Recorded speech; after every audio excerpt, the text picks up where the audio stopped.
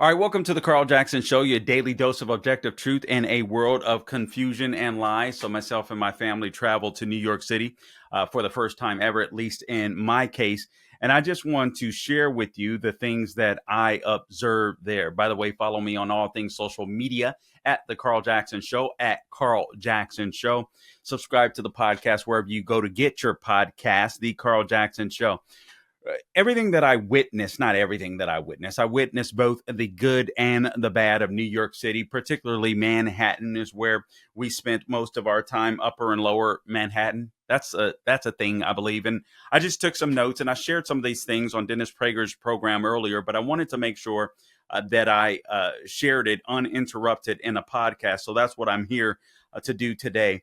And one of the things that really struck me about New York City is just how much it reminded me of Los Angeles, except that in Los Angeles, you have to drive great distances to entertain yourself. I mean, California is really spread out, lots of things to do.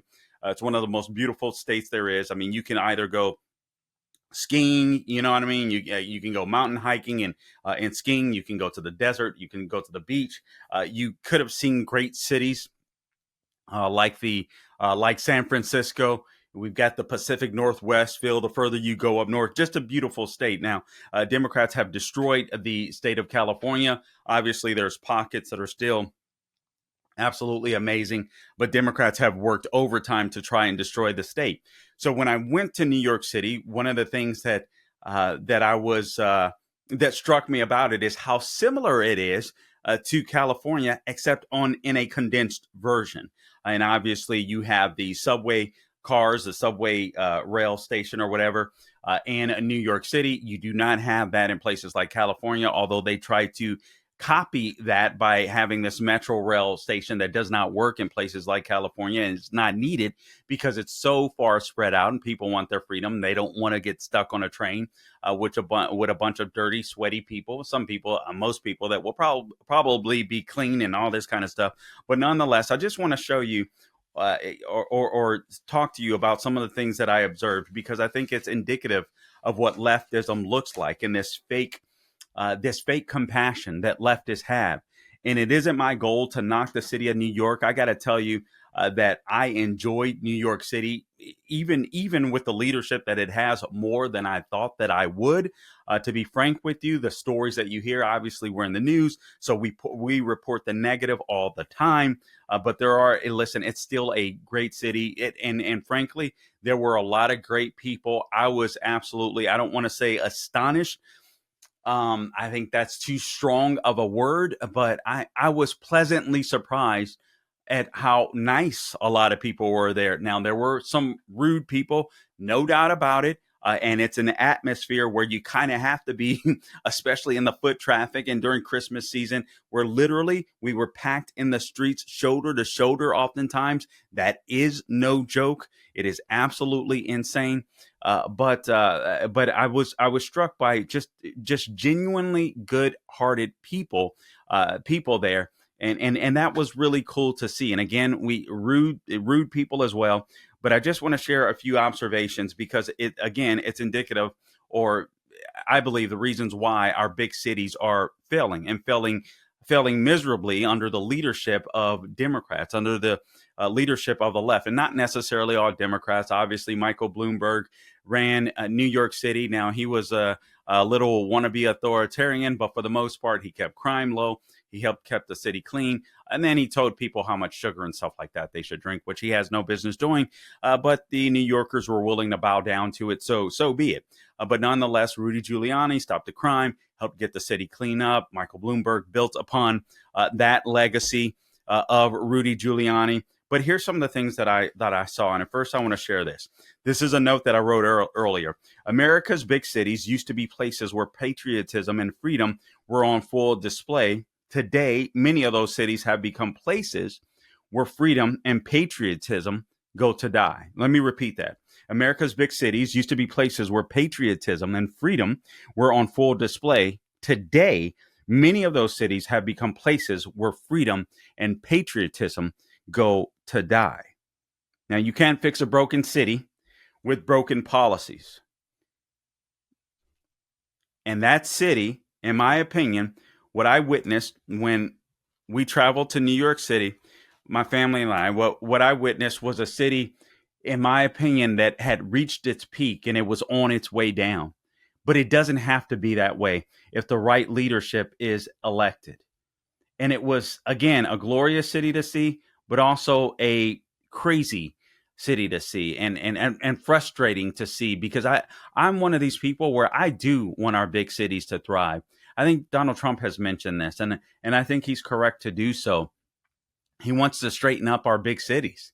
He wants to help with that, whether it's the illegals that have run crazy in our cities, whether it's these left wing radicals like Mayor Brandon Johnson that is determined to Trump proof, if you will, Chicago that is destroying the city of Chicago. Obviously, voters had Mary or Mayor Lightweight, whatever her name was.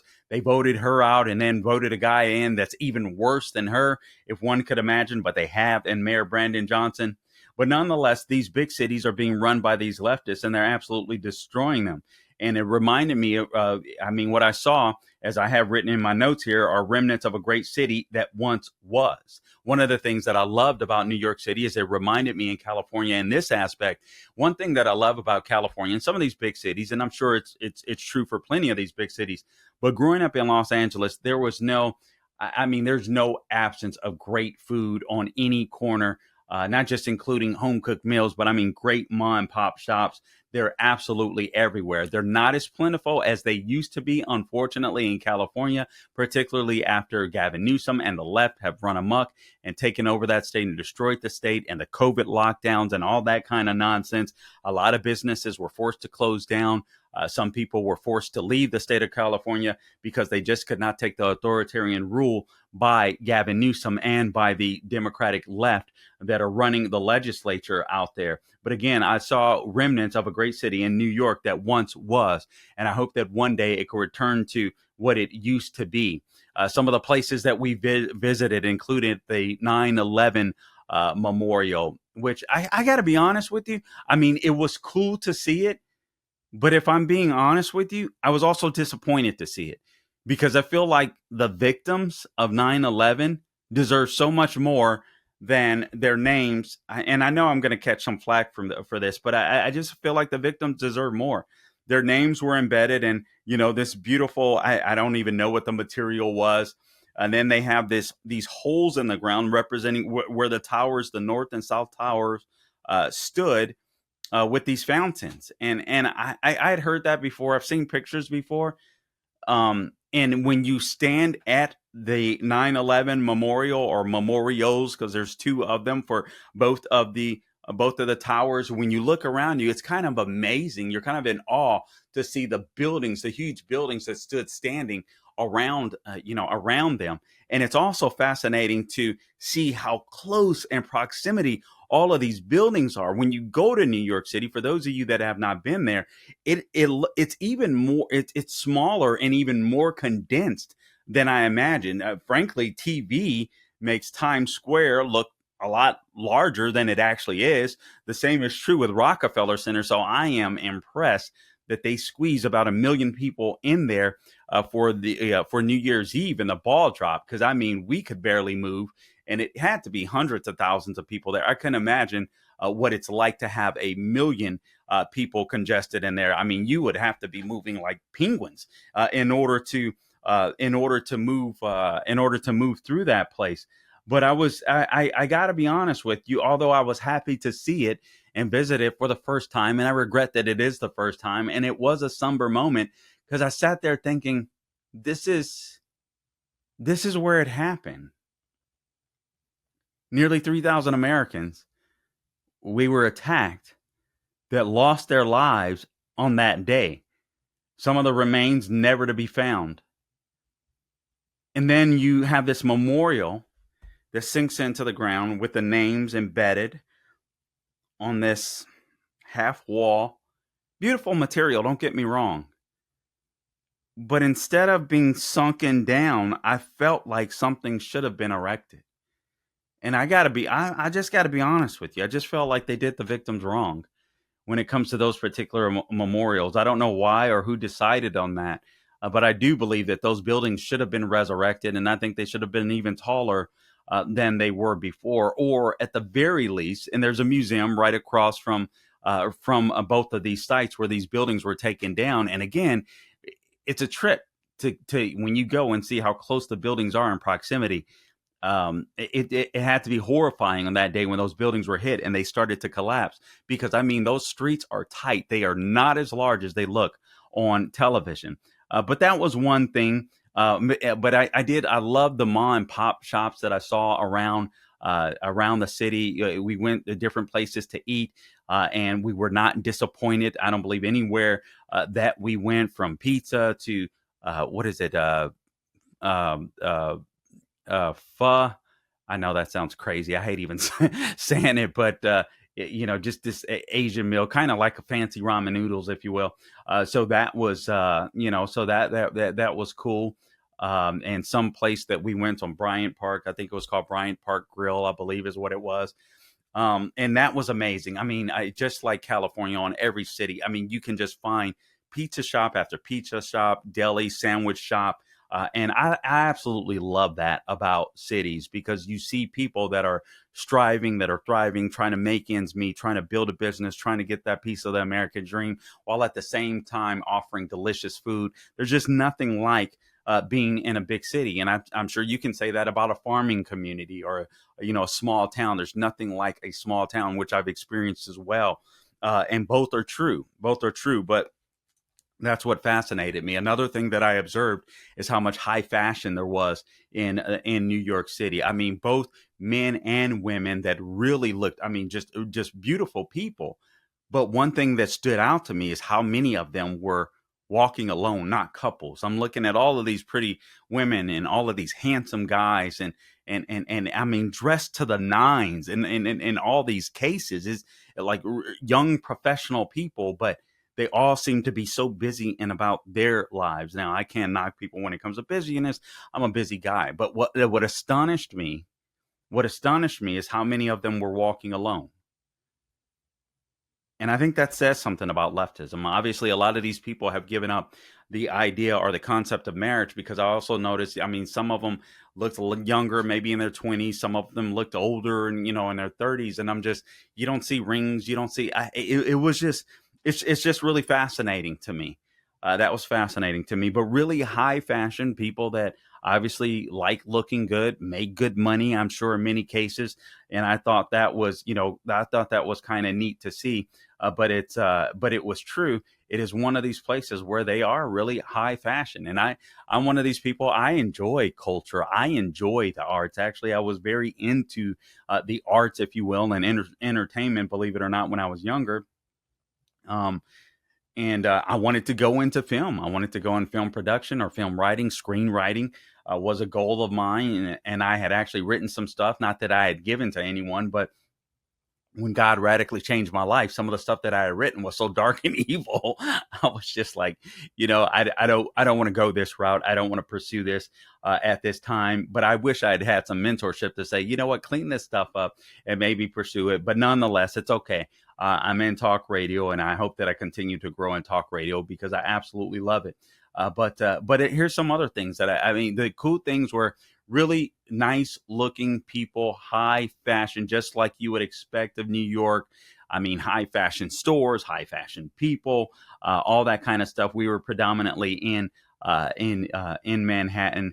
Great places to eat, nice people, some rude people, and a lot of homeless people. One of the things that struck me was living in the state of Florida. I do see homeless people. I see homeless people regularly, but I don't see them. It's such a small and condensed area, New York City. You see a lot of these people in close proximity all the time. And when I'm driving, typically somewhere, whether it's the radio station, whether it's out with my other business, I may pass a corner and you'll see a homeless person standing on the corner. And you can tell right away, well, for the most part, if this person is maybe mentally ill, if this person is, drunk or strung out on drugs, or maybe it's a person that's just down on their luck, quote unquote. So, so to speak. And you can kind of tell that. One thing that I noticed about New York City is that every single homeless person, I mean, every single one, without fail, was not just mentally ill, but obviously severely mentally ill to the point where they had no business being outside of an insane asylum. And that's one of the things that hit me. And that's when I started thinking about, man, this is real fake compassion. The left always talks about being compassionate. They're the party of diversity and equity and all this stuff. They're the tolerant party. They're the compassionate party, but they're really not. They're really not. And I'll explain this a little more with more of the observances that I saw. One of the things that struck me, and again, I'm going to share with some good stuff too, because I want to make sure that I share some of the sites, and again, it was just some of the architecture there. It's so beautiful. The streets are extremely dirty, and from what I was told from someone that I know that lived in New York, there he was like, believe it or not, the streets and the subways are cleaner in the winter, and they're easier to keep clean than they are in the spring, summer when things are hot and all this kind of stuff. And I was like, wow, because it was dirty. I'm not gonna lie to you. I still thought it was dirty, although I was a bit disappointed because I didn't see as many rats. I only saw a couple of rats. So maybe the stories are somewhat exaggerated, but I only saw a couple of rats, big rats, but only a couple that I saw. But I was astonished at the homeless crisis because, again, everyone that I saw was severely mentally ill. And I couldn't help but to think, why would you let somebody like this exist on the street? You're not helping them. They were all dirty. They were all obviously out of their minds. They were all homeless. It was cold, sleeping in the cold, sleeping on top of grates, or sleeping inside of a subway car. And I sat there thinking, this is the party, the left is, and I know it's obviously the area is predominantly blue, it's predominantly Democrat. These are the people, again, that are the party of compassion. But I was like, where's the compassion for these people? And then it hit me, because while we're on the subway cars, one of the things that I was observing while we were in the subway cars is you could be one of these high fashion people that obviously had money, or at least looked like they did, on the subway car. And then you could look in the corner oftentimes or off on the side, and you could see somebody that was obviously mentally ill. And a couple of people come to mind that I saw. And every time we get on a subway car, whether it was on the platform or in the car itself, I saw someone, or at least I felt like I did, that was that was mentally ill. And I sat there and I started thinking, man, how is it that how is it that the left believes they're so compassionate? And I'll give you some more examples shortly, but this is one that really struck me, and that was just the ride on the subway car. And I'm one of these people, I know I talk a lot, and I guess amongst friends and family, maybe I talk a lot, but not really. I'm really a kind of a low key guy. I kind of keep to myself, believe it or not, and I am that way, off air. But the mix of socioeconomic classes on the train, would appear to be people with money, appear to be working class people. You could tell some people that were obviously going to work some type of, laborious job of sorts, perhaps construction, perhaps in the service industry, or or some perhaps that were poor. I don't know, but you could tell that there were different socioeconomic classes inside of each subway car, and then there would inevitably be, on many of the cars that I saw, some homeless person or something. So you had people with money, working class, and the completely poverty stricken. And I sat there thinking that the left must think that this is diversity, that you can live in a city, that you can ride and you can be amongst the poor, that you can be amongst the working class, and assume that you're of the working class when you're nothing of the sort. And the truth of the matter is, they don't deal with each other. And I believe that many of the people that pay their taxes, or like, well, we're doing our part. I think that's what they think, what they believe. And when they pass them the homeless people that are mentally ill on the street and they do nothing, I think they assume that's compassion. Let them be. I don't look at compassion that way. I think it's compassion to build or create the institutions that'll get these people the medical attention that they need, and to get them off the streets so that they're safe and so that they don't harm others that might be walking by them, passersby. To me, that's compassionate. To clean them up, give them a better life, and to protect the rest of the citizens on the street. The left really doesn't understand compassion. Their compassion, I just thought of this. Their compassion oftentimes is complacency, the status quo. Oh, we pay the government. Government will take care of it. That's not compassion. That's not compassion. A couple other things that I noticed, and I'll wrap this up because I think it's very important, because it's indicative of the left's fake compassion. And I thought it was on full display in New York City. Actually, we may need to change that title, Gabe. The left's fake compassion was on full display in New York City. Another thing that I noticed is that the city was really dirty. There were hardly any public trash cans around. There were hardly any public restrooms around. It was very difficult to find restrooms and establishments. And then when you did get into a restroom, you had to be concerned whether a homeless person was in there, and if it was going to be disgusting. So I can tell you what I did is I just did not drink. I did not eat. I did it in the morning before we took off with family for the day, literally walking all across the city. And then I would just, I would just hold it to the best of my ability, but I simply did not drink. But the city was very dirty, no public trash cans. But I do want to give you some good points. The St. Patrick's Cathedral, I called it the St. Francis Cathedral, forgive me, on Prager's earlier today. Man, just beautiful. Some of the architecture up there that you see is just astonishing. Just old architecture where you're like, people built. I mean, it's just glorious. Just absolutely. It's worth it to see some of the architecture there. It's just absolutely. Excuse me, I got to take a sip. It's absolutely amazing. It was just absolutely amazing to see. And that was just some of the cool stuff that I really admired. I liked the outdoor, kind of like flea market type stuff that they had going on there in Bryant Park. It was so crowded, it was hard to really do any shopping or enjoy the little shops they had there. But nonetheless, I thought it was a really, really cool feel. But they had amazing stuff there.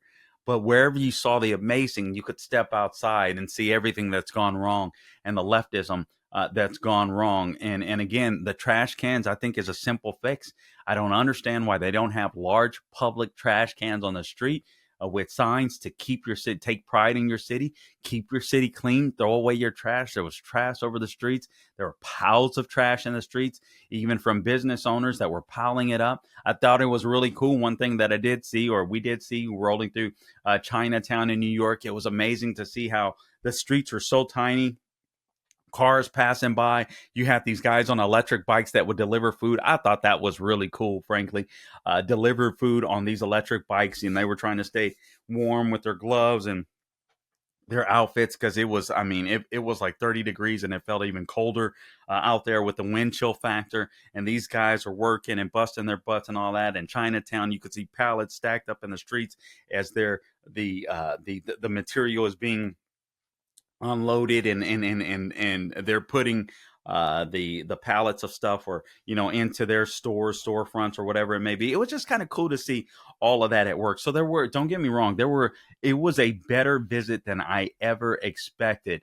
But again, it's indicative of what blue cities have done to destroy themselves by voting in this leadership. But again, no trash cans, hardly any. Public trash cans, restrooms, public restrooms are extremely difficult to find. Another thing that I thought was just really indicative of just lowering your standards. I equated this early on Prager's show. If you've ever played sports, you may be a really good team, but and then you play a team that just stinks, and you're like, oh, we should blow this team away. But you don't blow that team away because you play to their standards. You play down to their standards. And I feel like a lot of New Yorkers have done that with the leadership of New York. They've played down to the standards of the leadership. They had great leadership under Rudy Giuliani, Mayor Rudy Giuliani. They had good leadership under Bloomberg, and then they got, although I didn't agree with him on everything, but still, the city was clean from all indication. The city was safe from all indications. And then you get de Blasio on there that destroyed the city. And now you have Mayor Eric Adams that isn't doing much better than de Blasio did. Even though I do believe that he genuinely cares for the city, I don't think he knows how to manage the city properly and to deal with the commissioners and all this kind of stuff. I guess it takes some skill or some force. Not that he necessarily has. But one of the things that was just crazy to me is we would watch dogs. I mean, dogs were peeing and pooping everywhere on the sidewalks. I mean, it was absolutely disgusting to me. And I understand in that type of environment where you just have a concrete jungle, pets have to get used to peeing and pooping on concrete. I totally get it. I don't know what's wrong with setting up stations where they have poop bags where people can clean up their mess. I don't know what's wrong with that. I don't know what's wrong with this idea. I was just walking through the city and I was thinking of quick fixes, public trash cans, for God's sakes, so people can throw away their trash. How about some regular street sweepers, for God's sakes?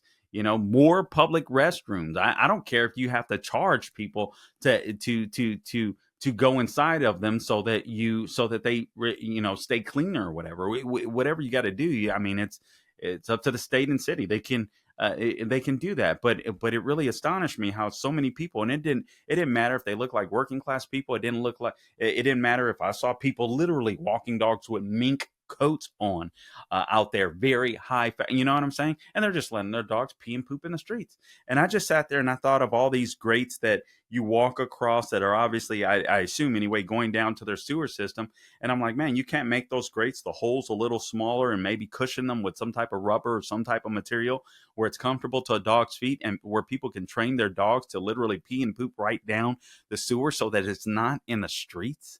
So it's not on the curbs where many of the homeless are sleeping. People were lowering their standards based upon their leadership because they're lemmings, not necessarily or they're slaves, not necessarily to their leadership, but to their ideology, because they believe that their ideology is morally superior to those of us that are on the right, those of us that are Christian, those of us are religious, those of us that are conservative, Republican. And that just astonished me, because I was like, little fixes would just make this city great. And then when you consider the poop story, I will walk around the corners and I would see these electric bikes. I mean, just racks of, it had to be 20, 30 electric bikes on racks. There were tons of them. There were tens, all right? And I mean, they were everywhere. And I don't think I'm exaggerating. I mean, literally wherever we walked down a large, long street of some sort, or longer street or whatever, or some major intersection type area, there were just these racks of like bluish and white electric bikes, not the electric bikes that the delivery drivers were using, but just these, hey, I'm a virtue signal electric bike kind of guy, those type of bikes. And the racks were mostly full. I mean, I would literally see maybe 2-3 bikes missing off of those racks.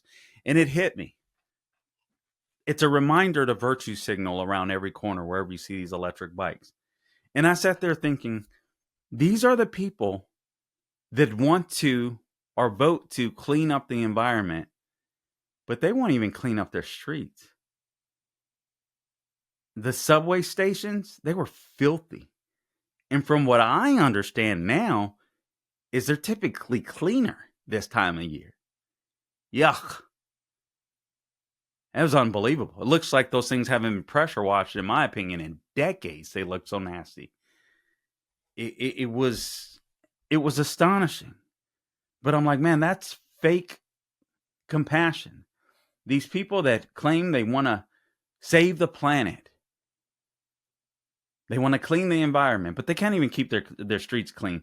I just thought that was I thought that was I thought that was rather unique. But again, I mean, great places as well. Visiting Times Square, was it Rockefeller Center, um, with the Christmas tree and all that kind of stuff. I mean, it was just a sight to behold. It was cool. Times Square was, like I said, much smaller than I expected, but it was a really unique experience. And I sat there thinking, man, I want this place to be better. I want it to return to its prominence, to its greatness. And with the right leadership, I believe that it can. One of the walks that we took, and one of the things that I probably enjoyed the most, which you probably wouldn't necessarily think this when you're visiting, but my family and I, we walked across the entirety of the Brooklyn Bridge. And I mean, it had to be, maybe, I don't think I'm exaggerating, but it had to be maybe a couple thousand people taking that walk. I mean, we weren't alone, bodies were close, and everybody, early morning, it was cold, and we were walking across this Brooklyn Bridge, this big old flag, American flag, just waving in the background. You could look off to, I don't know which direction it was, but to my right, and you could see the Statue of Liberty off in the distance in the harbor. And man, that was just so cool to see. Just some of the sights. It's just historic walking around the great New York City, and I want to see it return to its prominence, because there was really cool people, really good food, really great sights. Obviously, there's a culture, there's a it's a different vibe there. I was thinking there's a lot of superficial seeming people there, but then again, you know what? I'm like, hey, it's New York, it's high fashion, and I'm okay with that. And I believe that God will send even believers there to preach the gospel to people in the industries, whether it's Broadway, whatever it may be. But man, I also thought, man, if I'm somebody that's a patriot that loves freedom, I'm getting out, because as long as leftists are in charge, that city's going to continue to go down the tubes unless conservatives run and win, or unless liberals have a major wake up call. We're going to continue to see a New York City that's in decline. Maybe Eric Adams, I know he's angling, it seems to me, for a pardon, because there's some dirt that he may or allegedly has done. But maybe we should. I don't know. I'm hoping. I'm hoping the best. I'm hoping this guy. He says some good things. I'm just hoping, on occasion, I'm hoping he'll do some good things while he's in there, to try to restore that city, to New York City, the best he can, to its prominence. And the same is true for Alvin Bragg. As long as you have DAs, the George Soros types like Alvin Bragg, the city isn't going to get any better. So you guys got to fire them. But again, there was good and bad. It was better than I expected. I'd probably go again in the future. I never thought I'd say that in a million years. But I was so impressed by the sights there that I was like, this is just cool history. It's cool hearing all these New Yorkers talk and all this stuff about New York, all this kind of stuff. And you really never grasp that until you go somewhere. And so an amazing place could be a much more amazing place if only if only the people there hired people that truly loved the city, that were truly compassionate, that were moral people, that were moral leaders, that understood the weight of leading a city like that back to its prominence. And right now, I don't think they have that in New York City, but perhaps they will. And I hope that it does return to its prominence one day, because if it does, count me in on going back. Guys, I appreciate you tuning in to this edition of the Carl Jackson Show podcast. Again, please subscribe to the podcast wherever you go to get your podcast. That includes Apple, Google, Spotify, YouTube, and Rumble. as some of the places that you can go. And again, please, please, please, please, please subscribe to our Rumble account. We would sincerely appreciate that. The same is true with YouTube, and you can like, share, and review it. We would appreciate that so much. And don't forget this time of year that this show is brought to you by mypillow.com. We're excited to announce that their Christmas extravaganza is finally here, so you can get this season's flannel sheets for as low as $59.98. They're not going to last long, so get them while they last. Remember, Christmas is only 9 days away. So they're famous My Slippers, and these haven't been on sale for over a year. They're regularly priced at $119.98, but for a limited time, they're now only $59.98. And they've got their 6-piece towel sets that are back in stock with extremely limited quantities that are only $29.98. With hundreds of MyPillow products, there's something for everyone on your Christmas list, from bathrobes to duvets, quilts, down comforters, and so much more. Go to mypillow.com or call 800-858-0263 and be sure to use promo code Carl to save on all MyPillow products. That's promo code Carl, C-A-R-L. I don't spell it like the communists, to get your flannel sheets for as low as $59.98 or the 6-piece towel sets for $29.98. And that's not all. They're extending, believe it or not, their 60-day money-back guarantee until March 1st, 2025, plus all orders $75 or more ship absolutely free. So take advantage of this. All right, take advantage of these great deals. MyPillow.com, promo code Carl. Until next time, guys, don't grow weary doing good. God bless you.